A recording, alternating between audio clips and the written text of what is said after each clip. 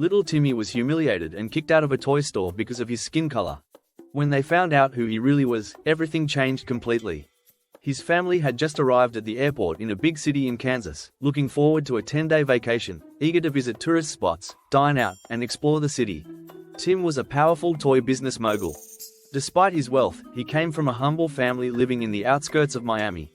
Being African American and poor, he faced a lot of racism during his youth, but it didn't stop him from growing. Timmy was outstanding and very smart, learning on his own since he needed to work to support his family. At 20, he got a job as a clerk in a toy store, and there he realized how much joy simple toys could bring to kids. His childhood had been tough, and that's when he designed a new toy and showed it to his boss, who was a good man and helped him develop the idea. He wanted to create toys that could bring lots of joy to little ones, like he wished he'd had. He created a walking puppy toy, and it was a sales hit. He started creating more and more toys, and that's how he opened his first store, which soon became a successful franchise. Then, a boy from the outskirts had become a millionaire. Tim's son, Michael, like his father, was very smart and humble. Despite being just 10, he taught the value of people. Young Michael also faced racist situations at his high-class school where most students were white, and some of his classmates were really mean to him, teasing the poor boy. But Michael was learning to cope with it and treated everyone well, as his father Tim and his mother Sarah, who was also African American, gave him lots of advice.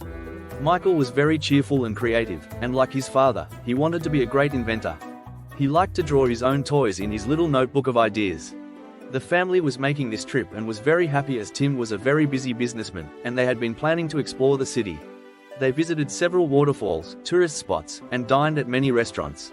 One day, they woke up early and went to visit various places that were on their day's plan, including the zoo and aquarium, and had lots of fun. After the morning outing, Michael asked his parents to go to a park. The family arrived at the playground, and the boy immediately joined some kids and played the rest of the morning, climbing trees, sliding down slides, playing tag and hide and seek, and playing in the sand. When he got tired, Michael took out his notebook and began to draw more toys he wanted to create, like a giant slide. Michael had his father as inspiration and also wanted to be a toy inventor.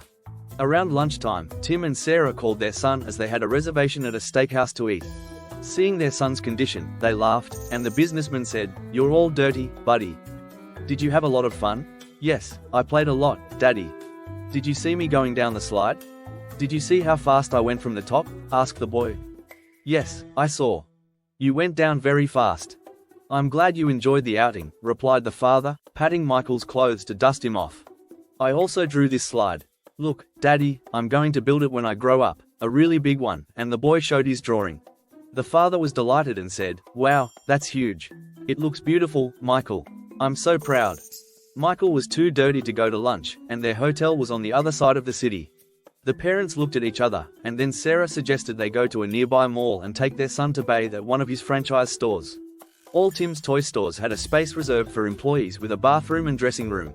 So, the three of them went to the mall. Arriving at the mall, they already saw the store logo from afar. But then Sarah decided they should stop at a clothing store first and buy some clothes for their son. "Can I go ahead, Mommy? I really want to see the store," asked Michael, who loved visiting his parents' stores and was eager to visit this one since he had never been there. "Yes, but be careful and wait for us there, okay?" replied Sarah. "Okay," and Michael ran off through the mall, happily hopping along the way to the store. People were already looking askance, some whispering. It was visible that they were uncomfortable with the presence of the dirty little boy. When the boy arrived at his parents' store, he went straight in and started looking at the toys.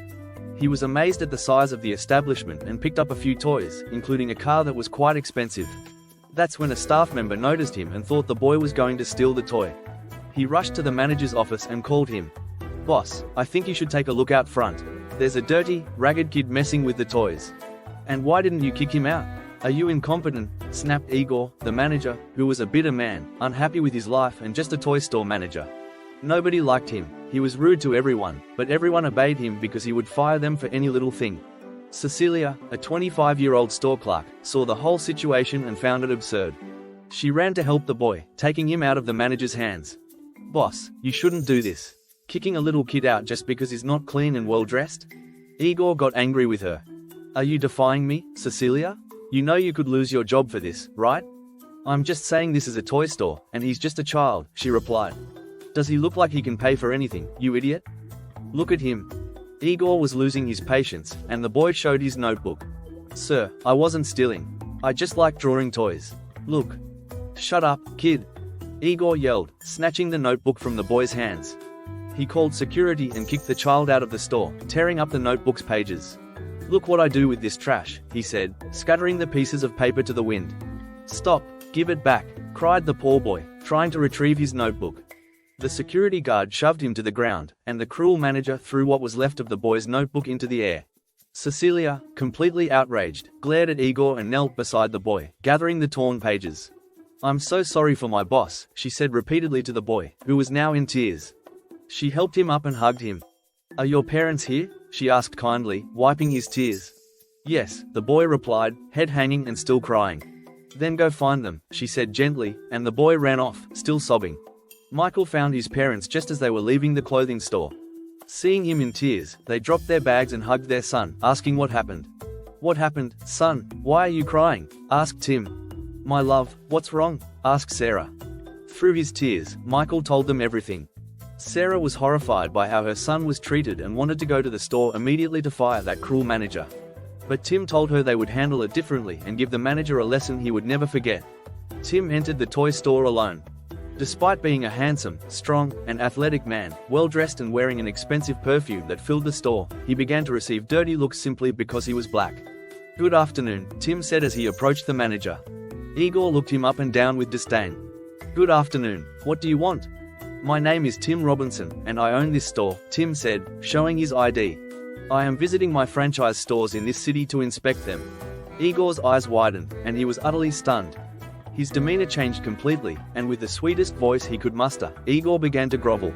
Ah, yes, right this way, sir, he said, leading Tim around the store. I'm the manager here. My name is Igor. We weren't expecting you, so we didn't prepare a grand reception. Don't worry, I just want to ensure everything is in order at my stores, replied Tim. Just then, Michael walked back into the store, and Igor immediately tried to shoo him away. Hey, kid, I told you to leave, he said, turning to Tim. I'm sorry, sir, this boy has been bothering us all morning. I caught him trying to steal a toy. Tim turned to Michael, pretending not to know him. Were you trying to steal something, young man? No, sir, replied the boy. I was just looking at a toy car.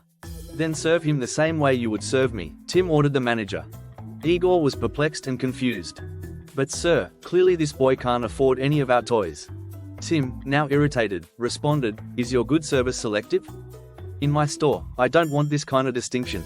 All customers should be treated equally, regardless of their skin color, clothing, or appearance. Now, serve this boy. Tim also made sure all the employees watched so they would know how to treat everyone who walked into the store. Cecilia, the clerk who had helped Michael earlier, watched happily as the manager got what he deserved, not knowing what was still to come. Reluctantly, Igor began to show Michael around, pointing out the available toys.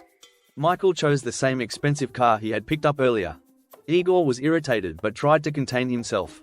Sir, as you can see, this car is a latest release and costs $300. I'm sure this boy can't afford it. Are you planning to give it to him as a gift? I don't have to give him anything because everything here belongs to him, Tim replied. The manager was confused. I don't understand, sir. This is my son, Michael, who was treated like garbage in this store just because of his skin color and clothes, Tim said, glaring at Igor. All the employees were shocked. Igor stepped back, almost knocking over a shelf, unable to believe it. He immediately started apologizing. Sir, I didn't know. How could I have known? Just then, Sarah walked into the store and said everything the arrogant manager deserved to hear. I'm this boy's mother, and he's an amazing kid. I can't accept how the world treats him just because he has more melanin than other people. You are a horrible person, Igor, and you should learn to treat people better. There's nothing worse for a mother than seeing her child cry because of ridiculous people like you who can't show the minimum respect for others. So, get out of our store now. You're fired, and for a good cause. Igor's eyes bulged, and he fell to his knees before Sarah and Tim, begging not to be fired. But Tim, looking at him coldly, said, I don't want to see you in this store ever again. Get up and leave immediately. Be grateful we're not reporting you to the police for racism. Let this be a lesson to reevaluate your horrible behavior. Now, get out. Igor was practically speechless, stood up embarrassed, and left completely humiliated. Tim also fired the other employee and the security guard. Both begged their boss to change his mind, but Tim tolerated no racism and was disgusted by how they had treated his son. The two left the store, devastated. Michael ran to the back of the store and saw Cecilia, who was packing up her things to leave, as she had quit. "Dad, the nice lady is here," he shouted. Michael's parents approached her, and the young woman shyly greeted them. She had seen everything that had happened with Igor and the other two in the back of the store. Tim and Sarah thanked her for standing up for Michael. "Your attitude of quitting was admirable. We can see you have character. But you're not leaving this store today. You're now the new manager of this place," Tim announced. Cecilia was stunned and began to thank him endlessly. The young woman received a significant raise and gained the friendship and admiration of the businessman and his family. Tim later launched one of the toy car designs from Michael, which became a huge success. The family continued to visit their stores, hiring better people who treated others with equality and respect. What do you think of this story? Do you think they acted right? Leave your comment below to know your opinion. It is very important to us. If you like this exciting story, help us by leaving a like and subscribing to our channel. Thank you very much for watching us and see you in the next story.